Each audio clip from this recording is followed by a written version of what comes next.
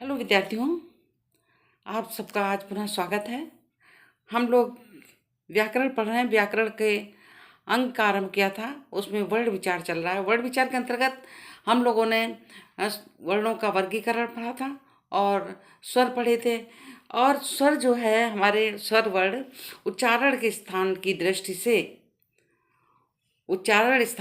से स्वरों के भेद ये रह गए थे। और उसके पश्चात हम लोग पढ़ेंगे व्यंजन। व्यंजन में वर्ण विचार के अंतर्गत क्या आएगा, व्यंजन के भेद, परिभाषा, उदाहरण सहित ये आज हम पढ़ेंगे। उसके बाद ये जब वर्ण विचार खत्म होगा तो हमारा दूसरा अंग आएगा व्याकरण का, शब्द विचार। वर्णों से शब्द बनते हैं। तो चलिए हम पहले स्वर वर्ण उच्चारण की दृष्टि से स्वरों के भेद पढ़ेंगे। उच्चारण स्थान के आधार पर स्वरों के भेद, और ये स्वर के भेद किसके अंतर्गत आएंगे? वर्ण विचार के अंतर्गत आते हैं, क्योंकि वर्ण है स्वर। अब उच्चारण स्थान की दृष्टि से स्वरों को 3 वर्गों में विभाजित किया गया है। कौन कौन से? अग्रस्वर, मध्यस्वर और पश्चस्वर। अग्रस्वर किसे कहते हैं? जिन स्वरों के उच्चारण में जिह्वा का अग्र भाग ऊपर उठता है, अग्रस्वर कहलाते हैं। ऐसे छोटी, बड़ी, ए ऐ। अब क्या करेंगे? ई उ ए ऐ, ई ए ऐ। तो ये है अग्रस्वर। और मध्य स्वर में क्या? जिन स्वरों के उच्चारण में जिह्वा समान अवस्था में रहती है, मध्य स्वर कहलाते हैं। फिर देखिए, जिन स्वरों के उच्चारण में जिह्वा समान अवस्था में रहती है, मध्य स्वर कहलाते हैं। जैसे मध्य स्वर क्या है? आ, छोटा आ। उसके पश्चात आता है पश्च स्वर। पश्च स्वर किसे कहेंगे? जिन स्वरों के उच्चारण में जिह्वा का पश्च भाग ऊपर उठता है, वो पश्च स्वर कहलाते हैं। बड़ा, छोटा ओ औ, ये क्या है? पश्च स्वर हैं 4। ये आपको प्रैक्टिस करने से आएंगे, क्योंकि जो हमने स्पर्श व्यंजन कहा था कि उच्चारण करके देखिए, तो बहुत ही क्लियर थे। ये उच्चारण करने से सारे वर्ड, कुछ वर्ड हैं क्लियर, सारे वर्ड क्लियर नहीं है कि आप पश्चस्वर मध्यस्वर से ऐसे बोल के पता लगा लें। इसलिए थोड़ा प्रैक्टिस करके देख लीजिए, आ जाएंगे। इतनी बड़ी चीज़ नहीं है। मध्यस्वर में आ है और अग्रस्वर में ई ए है और पश्चस्वर में बड़ा, छोटा ओ। ये हमने आपको बताया कि ये जो कोर्स है, ये वाला स्वर उच्चारण के आधार पर जो पढ़ा रहे हैं हम आपको, ये इंटर के बाद बीए, एमए और सिलेबस में, बीए के सिलेबस में है तो BA, MA, TGT, PGT, JRF, मतलब कंपटीशन लेवल के जो हैं अन्य, उनमें उनके लिए इम्पोर्टेंट है। आप लोग जो है, हमने अभी स्वर जितना पढ़ाया था पहले वाले, उसमें भाग 3 तक जो व्याकरण पढ़ाई है उतना ही होगा आपका, ये वाला नहीं होगा ये पोर्शन। अब व्यंजन सारे आपके हैं, तो ये पश्चस्वर हो गया। अब इसके अतिरिक्त कुछ व्यंजन और हैं, स्वर और हैं। कौन कौन से? डॉक्टर वाला आ नहीं होता है, ये तो आपके लिए है। ये अंग, आहा, ये ध्वनियाँ हैं। ये ध्वनियाँ तो स्वर होती हैं और ना ही व्यंजन। ये ध्वनियाँ जो होती हैं, अंगहा, ये न स्वर होती न, मतलब हिंदी में बात हो रही है, न स्वर होती न व्यंजन होती हैं। इसमें हिंदी में इनको क्या बताया है? आचार्य किशोरी दास वाजपेयी जो हैं, लेखक हैं, बहुत बड़े साहित्यकार हैं, इन्होंने इन्हें इन ध्वनियों को क्या कहा? अयोगवाह। इन ध्वनियों को अयोगवाह कहा है। हिंदी की बात हो रही है। संस्कृत में तो ये स्वर हैं, अंगहा, परंतु हिंदी में इनको, इन्हीं स्वरों को क्या कहा गया है? अयोगवाह। अब हम व्यंजन पढ़ेंगे। तो विद्यार्थियों, अभी हम लोगों ने क्या पढ़ा? स्वर उच्चारण के आधार पर स्वरों के भेद पढ़े। और अब हम व्याकरण में जो वर्ण के स्वर वर्ण हैं, उनके अंतर्गत क्या आया? व्यंजन। वर्ण 2 पढ़े, स्वर और व्यंजन। तो अब हम पढ़ेंगे व्यंजन। व्यंजन के भेद, परिभाषा और उदाहरण। ये हमने नोट्स तैयार कर लिए हैं, आपके नोट्स के ही आधार पर पढ़ेंगे। और जो हमें समझाना था वर्ण का मतलब, जो हमने आपको पहले समझाए हैं, वर्ड व्यंजन समझाए थे वर्गीकरण में, और आज हमने इसी के अंतर्गत हम आपको समझाते हुए ले चलेंगे आगे। चलिए आरंभ करते हैं। देखिए, व्यंजन आरंभ करते हैं। वर्णों के भेद, वर्ड विचार के अंतर्गत वर्णों के भेद आते हैं। तो व्यंजन की परिभाषा स्वरूपता हम पढ़ेंगे। जिन वर्णों के उच्चारण करते समय, ये हमने जो मौखिक बताना था वो आपको हमने पहले ही वीडियो में बता दिया था कि जिन वर्णों को उच्चारण करते समय ध्वनि मुख से रुककर बाहर निकलती है उन्हें व्यंजन कहते हैं। ये व्यंजन की क्या विशेषता होती है? ये अपने आप में स्वतंत्र होते हैं। इनको बोलने के लिए स्वर की सहायता लेनी पड़ती है। बिना स्वरों के व्यंजन नहीं बोले जा सकते हैं। सामान्यतः व्यंजन 6 प्रकार के होते हैं। स्पर्श व्यंजन, अनुनासिक व्यंजन, अंतस्थ व्यंजन, व्यंजन ये गलत लिखा, ऊष्म व्यंजन, उत्क्षिप्त व्यंजन और संयुक्त व्यंजन। छोटे क्लासेस में 4 प्रकार के व्यंजन लिख दिए हैं किसी राइटर ने, लेखक ने, लेकिन व्यंजन सामान्यतः 6 प्रकार के ही हैं। हमने जो आपको वर्णों का वर्गीकरण दिया उसमें भी 6 तरह के बताए हैं। तो ये 6 प्रकार के होते हैं। स्पर्श व्यंजन, सबसे पहले स्पर्श व्यंजन।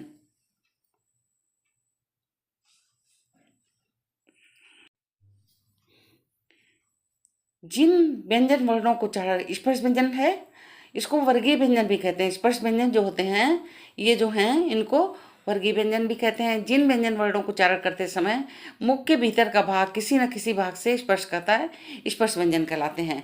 व्याख्या परिभाषा से ज़्यादा इम्पोर्टेंट ये चीज़ है जो अधिक आती है, पूछी जाती है। जो कंपटीशन लेवल के जो परीक्षाएं होती हैं उनमें बहुत आता है। तो का से लेकर के माँ, माने का से लेकर के माँ यहाँ तक जो है ये कौन होते हैं? स्पर्श व्यंजन होते हैं। और 25 इनकी संख्या होती। कैसे? 5 5 5 5 5 5 5, माने 5 5 जा 25, 25 हो गए। अब इसको हमने पहले ही बता चुके हैं कि का खा गा घा ये है का वर्ग, इसको बोलते हैं। जब आगे हम लोग संधियाँ वगैरह पढ़ते हैं, कहीं ज़रूरत पड़ती तो शॉर्ट में यही कह दिया जाता का वर्ग। ये चा वर्ग, ये टा वर्ग, ये ता वर्ग, ये पा वर्ग, ये वर्गों में ऐसे बोले जाते हैं शॉर्ट में जब कहना हो। काका गागा या इतना नहीं बोलते हैं। फिर आया आपका स्पर्श व्यंजन के बाद में अनुनासिक व्यंजन। अनुनासिक व्यंजन क्या है? जिन व्यंजनों के उच्चारण में वायु नासिका मार्ग से निकलती है अनुनासिक व्यंजन कहलाते हैं। जो यहाँ डाड़ा नामा अनुनासिक व्यंजन है। मालूम क्या है?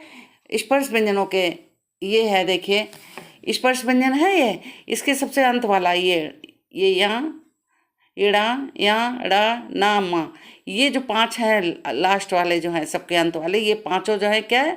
ये अनुनासिक व्यंजन हैं। ये अनुनासिक व्यंजन कहलाते हैं। तो बहुत आसान हो गया। ये सबसे लास्ट वाला जो है ये अनुनासिक व्यंजन है। कभी कभी आ जाता है अनुनासिक व्यंजन पहचानो, तो आप पहचान सकते हो। फिर यही हमने बताया आपको कि जिन व्यंजनों के उच्चारण में वायु नासिका मार्ग से निकलती है, इनको बोलते हैं तो नासिका मार्ग से वायु निकलती है। तो और ये अनुनासिक व्यंजन हो गए। स्पर्श व्यंजन के 5 वर्गों का 5वां वर्ड अनुनासिक व्यंजन है, ये हमने लिख दिया इसमें। फिर आया आपका अंतस्थ व्यंजन। जिन वर्णों के उच्चारण करते समय मुख में के अंग एक दूसरे को स्पर्श नहीं करते हैं उन्हें अंतस्थ व्यंजन कहते हैं। मतलब जब हम बोलते हैं तो वायु निकल आती है, लेकिन जो अंग हैं मुंह के वो एक दूसरे से टकराते नहीं हैं। कैसे? देखिए, बोल के या रा ला वाह स्पर्श तो करते हैं, बिना टंग स्पर्श करे वैसे बोला नहीं जा सकता। लेकिन जो व्याकरणाचार्य हैं उन्होंने इसकी यही परिभाषा लिखी है कि जिन वर्णों को उच्चारण करते समय मुख में अंग एक दूसरे को स्पर्श नहीं करते हैं अंतस्थ व्यंजन कहते हैं। क्योंकि टंग तो कहीं ना कहीं हमारी छूती ही है। या रा ला वा है ना, या रा ला वा ये अंतस्थ व्यंजन है। अब आया ऊष्म व्यंजन। जिन व्यंजन वर्णों का उच्चारण करते समय हवा मुख से टकराकर गर्मी पैदा करे उन्हें क्या कहते हैं? उन्हें कहते हैं ऊष्म व्यंजन। ये उसे नहीं, ऊष्म व्यंजन यहाँ होगा ऊष्म। जैसे शा शा शाह, जिन वर्णों को उच्चारण करते समय गर्मी जो हवा जो है वो टकराती है मुंह में और वो गर्मी पैदा होती है उससे, तो वो कौन से होंगे व्यंजन? ऊष्म व्यंजन। श श साहा, ये ऊष्म व्यंजन हो गए। उसके बाद आपका आता है उत्क्षिप्त व्यंजन। उत्क्षिप्त व्यंजन क्या है? जिन व्यंजनों के उच्चारण में जिह्वा की उल्टी हुई नोक तालू से छूकर झटके सट जाती है उन्हें उत्क्षिप्त व्यंजन कहते हैं। ड़ और ढ़, ढ़ ड़ ढ़, ये उत्क्षिप्त व्यंजन है, ड़ और ढ़। और इन्हें द्वितीय व्यंजन भी कहते हैं। उत्क्षिप्त व्यंजन है, इन्हें द्वितीय व्यंजन भी कहते हैं। द्वितीय व्यंजन या उत्क्षिप्त व्यंजन। तो ये आपके व्यंजनों के भेद हो गए परिभाषा उदाहरण सहित। अभी हमने व्यंजनों के भेद पढ़े थे। अब वो सामान्यतः व्यंजनों के भेद वही हैं, फिर उच्चारण के आधार पर व्यंजनों के भेद ये हैं। ये भी जैसे अब ये वाली जो व्यंजन आ गए, ये इंटर के बाद बीए के सिलेबस में है, तो बीए में और जो कंपटीशन लेवल के हैं उनमें ज़्यादा पूछे जाएंगे। तो अगर ना चाहें तो इंटर के जो विद्यार्थी हैं वो तो पढ़ें, लेकिन हाई स्कूल तक ना पढ़ना चाहें तो ऐसी कोई बात नहीं, इसके पहले वाला ही पढ़ लें। तो अब आप देखिए इसको, ये बहुत ही इम्पोर्टेंट और बहुत ही इम्पोर्टेंट हैं। 8th तक तो ठीक है कि नहीं पढ़े आपने, तो उच्चारण के आधार पर व्यंजनों के भेद यहाँ 9th से जो बच्चे हैं वो जरूर पढ़ें इसको। उच्चारण की दृष्टि से हिंदी व्यंजनों को वर्गों में विभाजित किया गया है, निम्न वर्गों में विभाजित किया गया है। कौन कौन से? कोमल तालव्य व्यंजन, कोमल तालव्य से कंठ व्यंजन भी कहते हैं। कोमल तालव्य कंठ व्यंजन कौन कौन से हैं? का वर्ग, काखा गाघा, यानी का वर्ग बताया था हमने। तो जो का वर्ग होते हैं वो कंठ व्यंजन भी कहते हैं इनको, और कोमल तालव्य व्यंजन भी कहते हैं। क्या क्या कहते हैं? कोमल तालव्य व्यंजन कहते हैं, कंठ व्यंजन भी कहते हैं का वर्ग को। 2 चीज़ें कहते हैं। ये जीके की बात हो गई। वन जो प्रश्न उत्तर आता है वस्तुनिष्ठ प्रश्न, उसमें से। फिर तालव्य व्यंजन, जिन व्यंजनों को उच्चारण में जिह्वा का अग्रभाग कठोर तालु से स्पर्श करता है। अब तालव्य व्यंजन कौन से हैं? चा वर्ग। चा वर्ग क्या है? ये तालव्य व्यंजन है। कोमल तालव्य व्यंजन कौन से हैं? का वर्ग। और तालव्य व्यंजन कौन से हैं? चा वर्ग। फिर मूर्धन्य व्यंजन, मूर्धन्य व्यंजन कौन कौन से हैं? टा वर्ग, टा ठा डा ढा, मूर्धन्य व्यंजन हो गए, इनको टा वर्ग भी कहते हैं ना। दंत व्यंजन, दंत व्यंजन कौन कौन से हैं? जिन व्यंजनों के उच्चारण में जीभ जीव नहीं, जीभ की नोक ऊपरी दांतों को स्पर्श करती है, दंत व्यंजन कहलाते हैं। ये हम वर्गीकरण में हमने समझाया था। यही इनका उच्चारण के आधार पर व्यंजनों में वही चीज़ें हैं कि ता, था, दा, धा और सा। ता, था, दा, धा और सा, ये दंत व्यंजन हो गए। फिर ओष्ठ ना होना चाहिए था यहाँ पे, ता, था, दा, धा, ना और सा, ये दंत व्यंजन है। फिर ओष्ठ व्यंजन, जिन व्यंजनों के उच्चारण में दोनों होठों द्वारा, या होस्टलों नहीं, होठ होठ ओष्ठ, दोनों ओष्ठों द्वारा श्वास का अवरोध हो, ओष्ठ व्यंजन कहलाते हैं। पा, अवरोध हो रहा है, अवरोध माने रुकना, श्वास रुकती है, पा, फा, बा, भा, जिन व्यंजनों के उच्चारण में दोनों ओठों द्वारा श्वास का अवरोध हो, ओष्ठ व्यंजन कहलाते हैं। पाफा, बाबा, माँ, ये ओष्ठ व्यंजन हो गए। अब छठा व्यंजन क्या है इसका?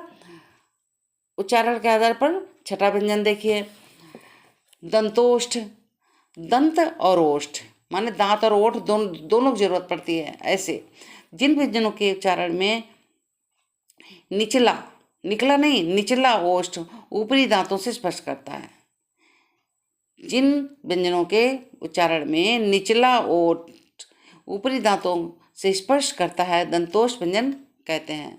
वा, वा, ये वा जो है ये दंतोष्ठ व्यंजन है।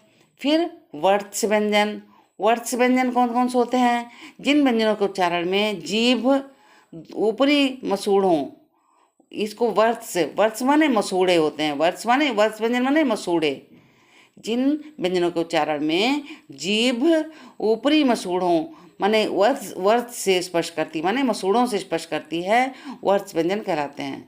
जैसे ना, ना देखो मसूड़ों से कर रही है, ये बोलने में हो रहा ना, रा, ला, ये कौन से वर्ष व्यंजन, कौन कौन से, न र ल जो हैं ये वर्ष व्यंजन है। फिर आठवां क्या है, स्वरमुखी या काकल्य व्यंजन, स्वरयंत्र मुखी या काकल्य व्यंजन, जिन व्यंजनों के उच्चारण में अंदर से आई हुई श्वास तीव्र गति से स्वर यंत्र मुख से को पर संघर्ष करती है।